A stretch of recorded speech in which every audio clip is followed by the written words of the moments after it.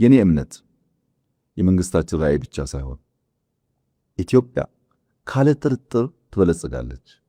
ይህም መጠራጠር ሁለት ጊዜ ማሰብ አያስፈልግም። ትበለጽጋለች። አየነው እኮ እንደሚቻል ባለፉት ዓመታት አየነው። ትላልቅ ሪፎርሞች ጀምረን እንዴት ማሳካት እንደሚቻል፣ ትላልቅ ከተሞች አፍርሰን እንዴት መገንባት እንደሚቻል፣ ግብርናችንን አፕሳይድ ዳውን እንዴት መቀየር እንደሚቻል አይተነዋል። ኢትዮጵያ ትበለጽጋለች። በጣም ጉጉት ያላቸው የመፍጠር አቅም ያላቸው ፍላጎት ያላቸው ትውልድ ደግሞ ተነስቷል። ወጣቱ በጣም ብሪሊያንት ነው።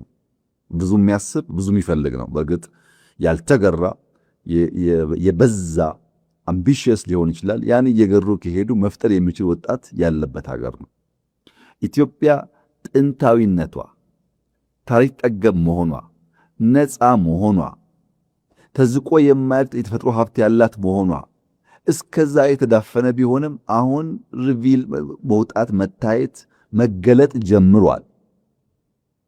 በሁሉም መስክ በቱሪዝሙ፣ በቴክኖሎጂው፣ በኢንዱስትሪው፣ በግብርናው፣ በማይኒንጉ በምንሰራቸው ስራዎች የኢትዮጵያ አቅም በከፍተኛ ደረጃ እያበበ እየወጣ ይሄዳል። ለሚቀጥሉት 10 ዓመታት ምንም ጥርጥር የለውም በአፍሪካ ውስጥ አውራ ሀገር ትሆናለች ኢትዮጵያ።